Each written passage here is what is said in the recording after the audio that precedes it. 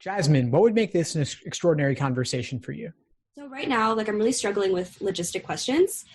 For some reason, when I get to things that involve like more 3D dimensional stuff, it gets like really confusing for me to kind of keep track and stay organized. So I'm wondering if you have any tips in terms of, especially with online and digital stuff, how I can organize my thoughts better when it comes to 3D games.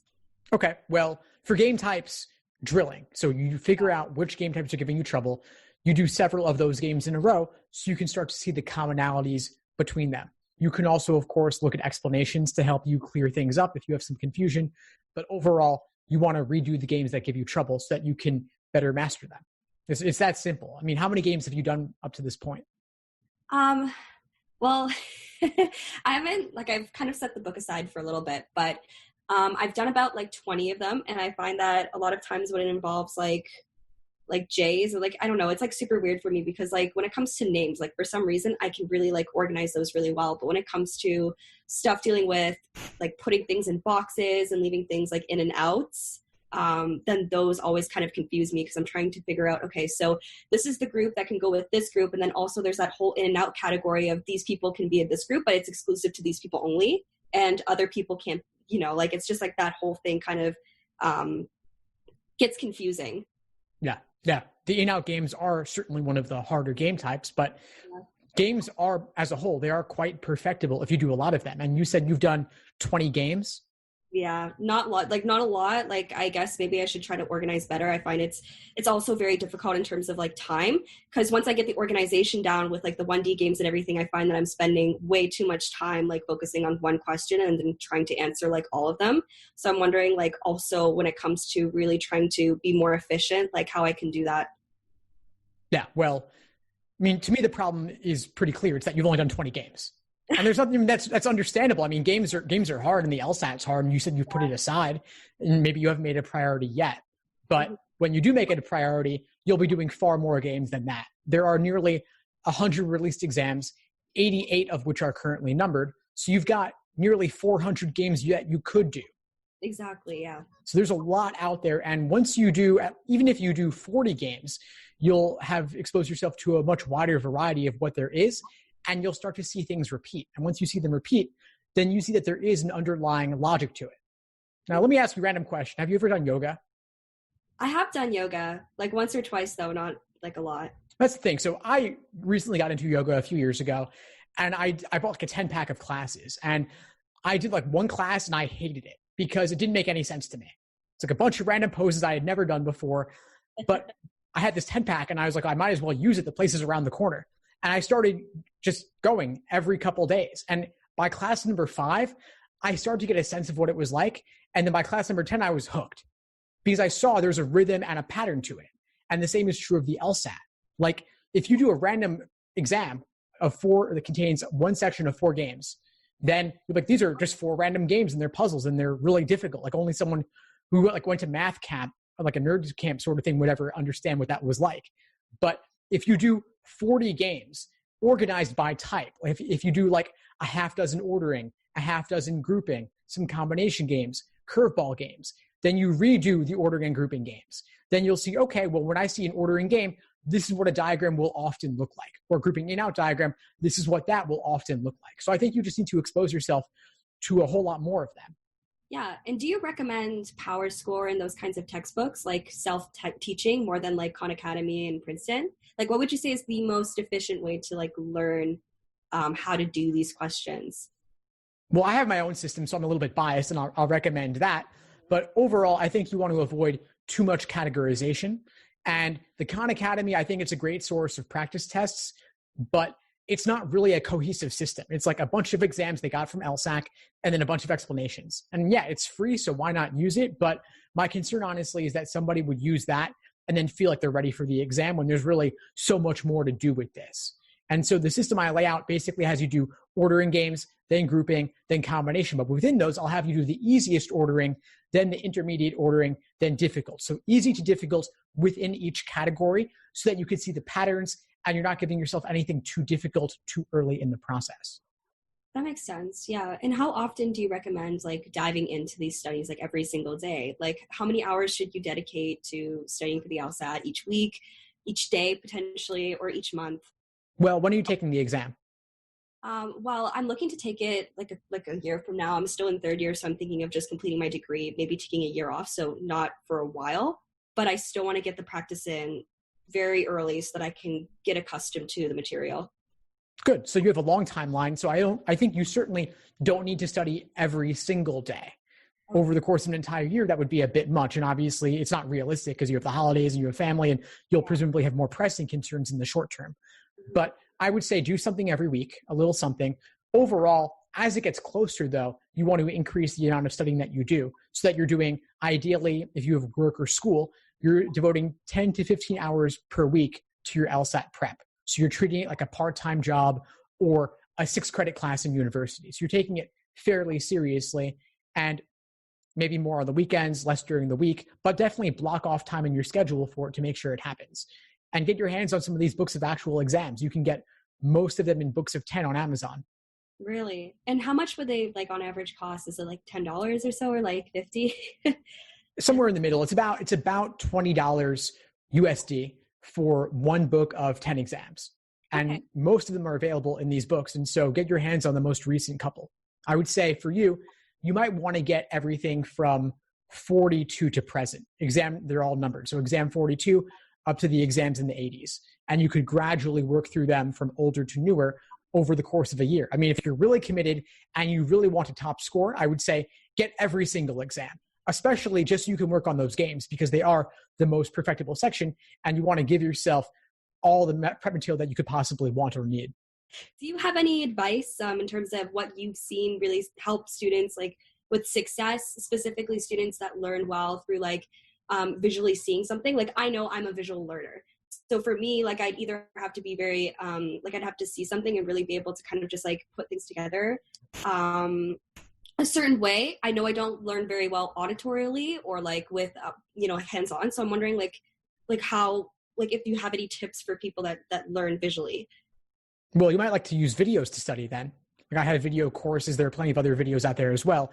But if you find video more engaging and you actually see someone talking, which will capture your interest more, you'll see diagrams being drawn out for you, especially for games, you might find that helpful. So I'd suggest that rather than a book. Some of these books, they're hundreds or thousands of pages long and that can get kind of heavy to deal with, So maybe you'd prefer video to study, but yeah, try out some different materials and see what you find to be most engaging. Yeah, of course. And when it comes to, and I just kind of remembered the question that I had before, related to the digital LSAT now, because things are a little bit different in terms of studying through writing pen and paper and actually going to the exam. So when you go into the exam, from what I've heard from someone, is that there's like a certain section where you're like given like a little stylus and you're able to kind of like flip through, but that wastes a lot of time and a lot of energy to kind of like highlight and use like the tools on that tablet because you're only given one of them. So what tips do you recommend when like you go into the exam and you're not really able to write, you're only allowed to like underline or you're constricted to whatever tools that they have or provide for you there? Yeah, I would say use the scratch paper. Use the scratch paper. You cannot draw on the tablet itself with the stylus. You can only use, as you said, the highlighting and underlining tools, which frankly don't work that great. Yeah. So I wouldn't even try to use them. I would say use your finger because you can count on that much more than the stylus, and just do your work on pen, on the scratch paper, do all your diagramming there, do all your little note taking there, but that's it. And when you're studying, treat your books like a screen where you don't write on your books either. You just do your work to the side. Okay, that's going to be difficult because again, with the whole visual learning and stuff, like what I was doing before with reading comp, because I've looked a little bit more into that, is that I would do like, if there's a premise that I thought was extremely relevant, like I would do P and circle it. And then I would do like little brackets for the conclusion to try to find a main argument. But I was just thinking like, I can't really do those things when I'm going to the LSAT, and I don't like highlighting because I feel like once I highlight, that's stuck in my brain for every other question that's on that list as well. So it just messes me up. So when it goes to all of these different things and all of these gadgets, how do you recommend really getting the main conclusion in? Do you recommend like just writing one small sentence with like several words on like a scrap piece of paper and saying, this is my main conclusion? Or what do you recommend? Yeah, I know what you mean, because I used to like bracketing too. And unfortunately, you can't do that on digital anymore. So I'd suggest again, remember that you're just getting started with this. You have a whole year or more to study. So whatever digital adjustments you need to make, you'll have time to implement those. I don't want you to wait too long, of course, because I don't want habits to become ingrained that you're later going to want to unlearn.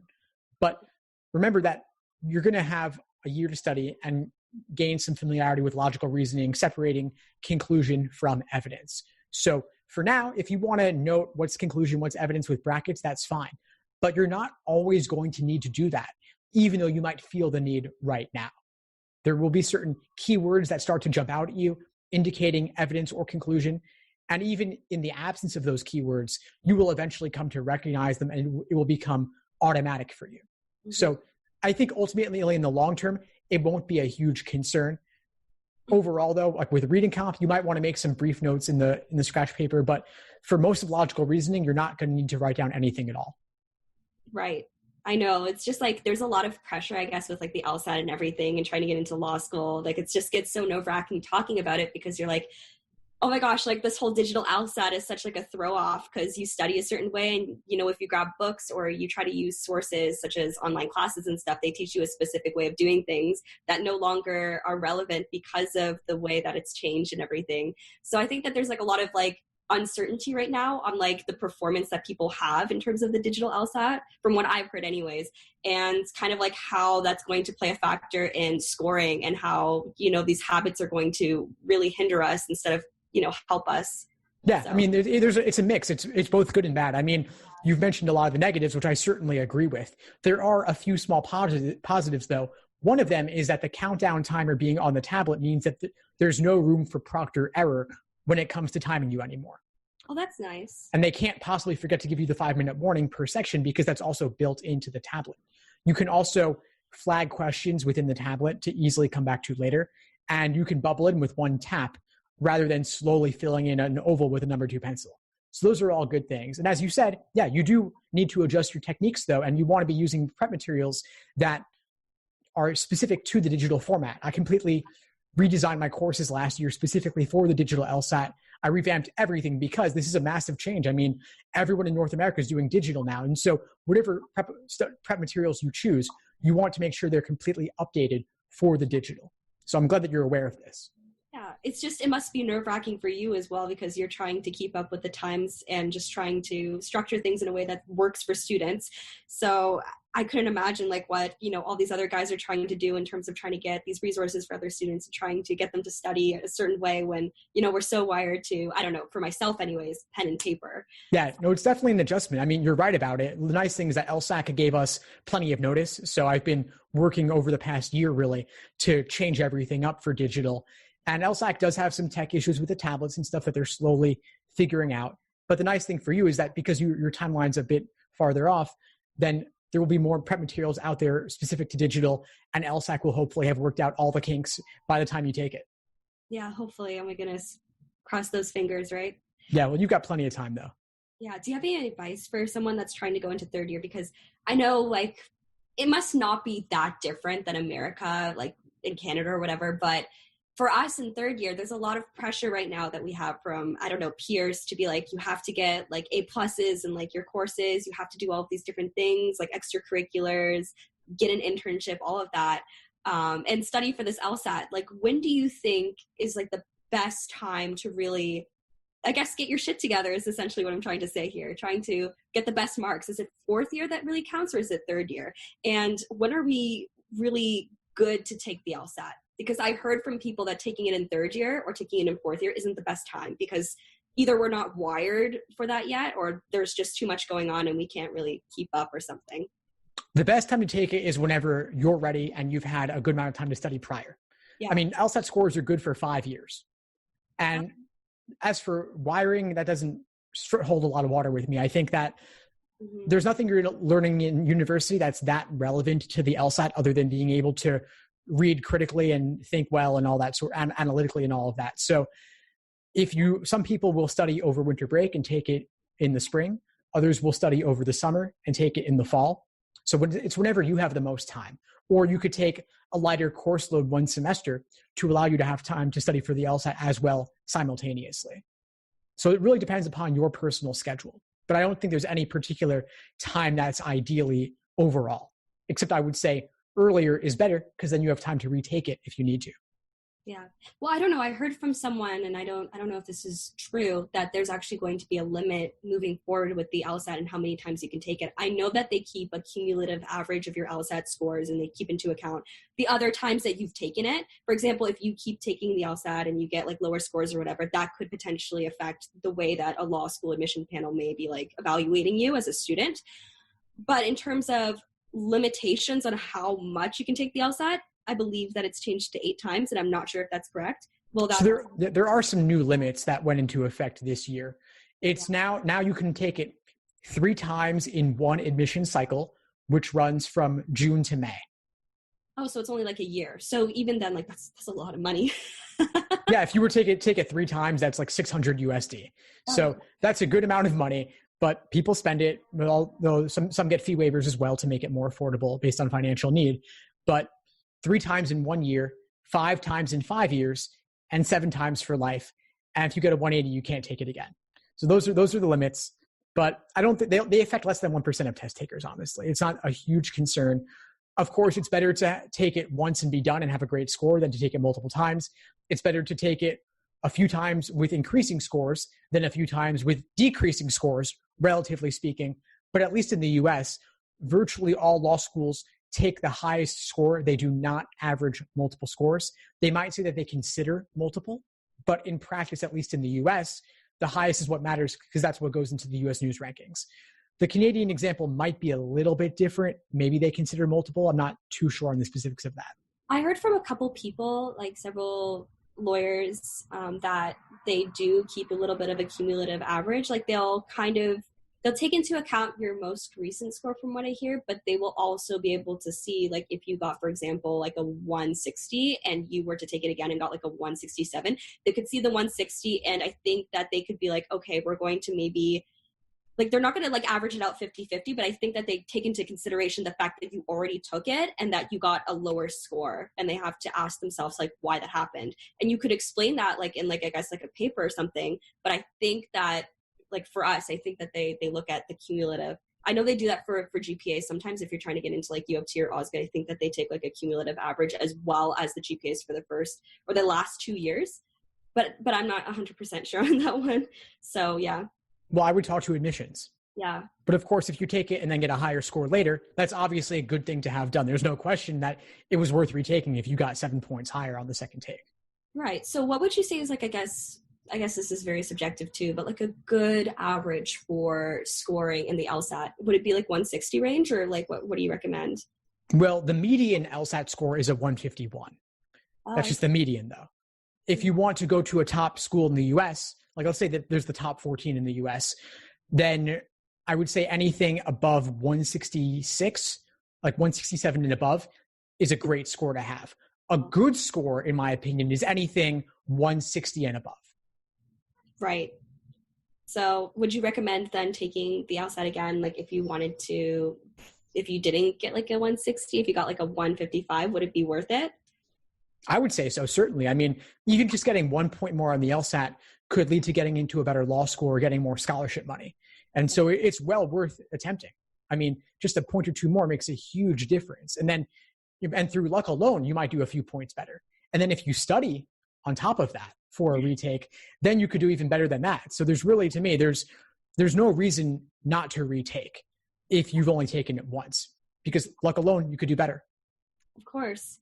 And in terms of like experiences too, like outside of the Lsat, and I know this is like one of those like kind of vague questions, but is there anything that someone can do or a candidate can do to really boost up their kind of appeal to law schools? Like, can they like do like a certain job, or like, can they do some volunteer work which could help boost them or give them some kind of like uniqueness from like other competitors? Primarily, they're going to care about your Lsat score and your GPA. And so I would focus on those. You said you're still in university, so definitely keep that GPA up. If you are interested in and want to do things like internships and work experience and volunteering, that's all great. And if it's related to the law in some way, that's even better. But I wouldn't do things just for law school admissions purposes. It's not a way to structure your life, and it's not going to make such an enormous difference that it's worth it. I mean, there are people who study, who do nothing but study for the Lsat, and that ends up being worth it.